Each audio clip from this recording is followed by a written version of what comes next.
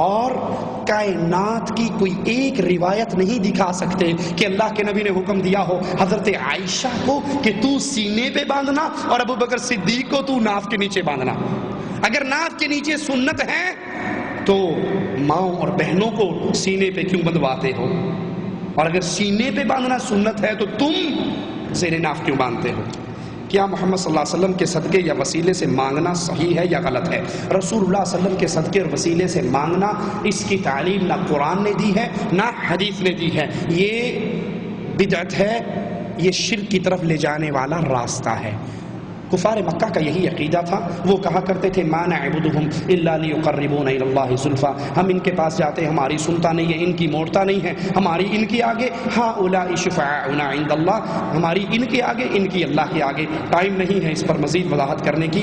اللہ سے اس کے اسماء و صفات کا واسطہ دے کے مانگا جا سکتا ہے، اپنے نیک اعمال کا واسطہ دیا جا سکتا ہے، زندہ نیک بزرگ سے دعا کروائی جا سکتی ہے۔ کیا نماز عشاء رات دیر گئے پڑھ سکتے ہیں اور عشاء کی نماز کے ساتھ تراویح یا تہجد کی نماز پڑھ سکتے ہیں؟ اگر ساری مسجد کے لوگ عشاء کو تاخیر سے پڑھیں تو پڑھی جا سکتی ہے، افضل ہے۔ آپ نے فرمایا مجھے امت پر سختی کا ڈر نہ ہوتا تو میں اس کو دیر سے کہتا، لیکن اگر جماعت مسجد میں جلدی ہو رہی ہے اور آپ دیر سے پڑھنا چاہیں تو آپ کو اجازت نہیں ہے کہ نماز چھوڑ کے آپ گھر بیٹھے رہیں، جس وقت جماعت ہو رہی ہے اس کے ساتھ آ کے نماز پڑھیں۔ شادی میں اگر اسی طرح تراویح ہو رہی ہو تو آ کر فرض تراویح میں شامل ہو کر 2 رکعتوں کے بعد آپ کھڑے ہو کر اپنی عشاء کی نماز پوری کر سکتے ہیں۔ شادی میں اگر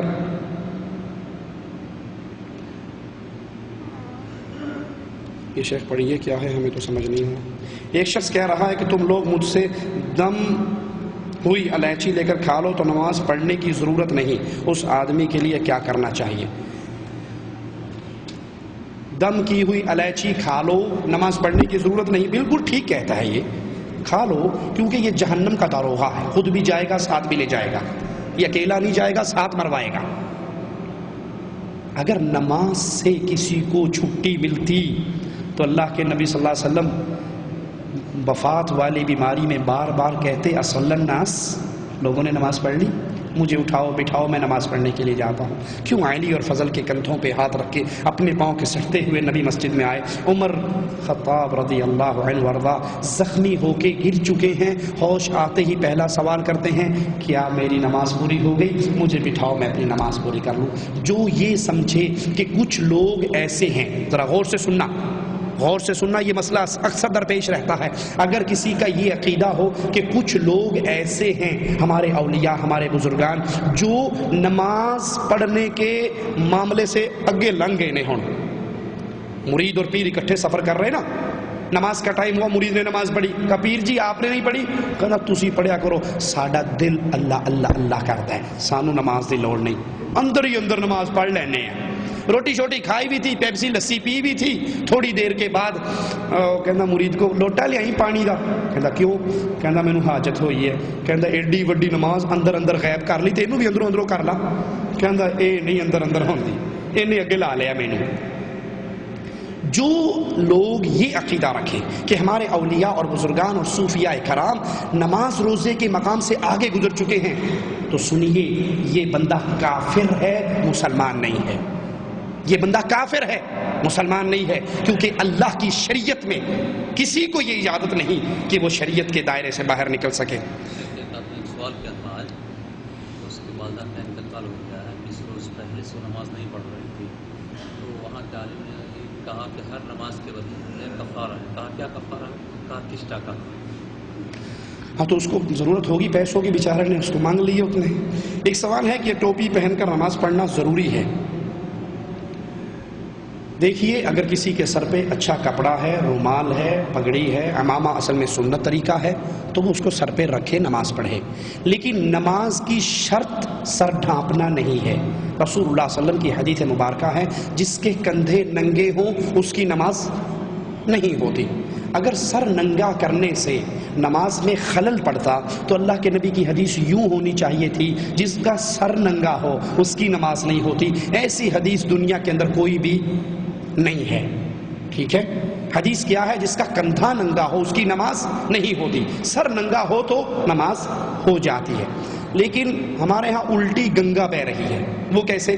آپ چلے جاؤ ان کی مسجدوں میں نماز شروع کرو بغیر ٹوپی کے تو وہ پلاسٹک اور کھجور کے چھکو سمجھتے ہیں جو اونٹ کے منہ پہ چڑھتا ہے، وہ چھکو دروازے کے کونے پر پڑے ہوتے ہیں، وہ اٹھاتے ہیں اور اس کا سر پہ زور سے رکھتے ہیں۔ وہاں بھی گستاخ بے ایمان ننگے سر نماز پڑھ رہا ہے۔ ارے بھائی یہ سر ننگا کرنا گستاخی ہوتی تو حرم کے اندر اللہ کے گھر کا حج کرنے والوں کی ساروں کے سر ننگے ہوتے ہیں، ٹنڈ ہوئی بھی ہوتی ہے، تو یہ گستاخی وہاں گستاخی نہیں۔ ایک بات مجھے نہیں سمجھ آئی، شاید آپ سمجھا دیں۔ سر ننگا ہو تو کیا کہتے ہیں؟ کیا کہتے ہیں جی؟ وہابی گستاخ بے ایمان سر ننگا ہے۔ اور اگر آپ سب کچھ ننگا کر دو، سب کچھ، تو کیا کہیں گے؟ پہنچیاں سرکاراں نے انہوں نے کچھ نہیں کہنا۔ اعوذ باللہ من الشیطان الرجیم۔ صرف سر ننگا ہوا تو گستاخ، سب کچھ ننگا ہوا رجسٹرڈ ولی، سٹیمپ لگ گئی، اے اولیاء اللہ نے، پہنچیاں سرکاراں نے، اے مجذوب نے، اے بس اللہ نہ لو لگی ہے، انہوں نے پتہ بھی کوئی نہیں کوئی شے ٹاپنی کہ نہیں ٹاپنی۔ اگر یہ سب کچھ ننگے کرنے سے ولایت ملتی تو منڈی ننگی کرنے سے تھوڑی سی ولایت تو ملنی چاہیے نا۔ یہ الٹا گنگا ہمیں نہیں سمجھ آتی۔ سر ڈھانپنا نماز کے میں ڈھانپ لو تو ٹھیک ہے، نہ ڈھانپو تو یہ شرط نہیں ہے کہ اس کے بغیر نماز نہیں ہوتی۔ قبر میں میت کے ساتھ جائے نماز اور احرام رکھنا جائز ہے یا نہیں؟ اس کے اعمال کا وقت گزر چکا ہے، اب حساب کا وقت ہے۔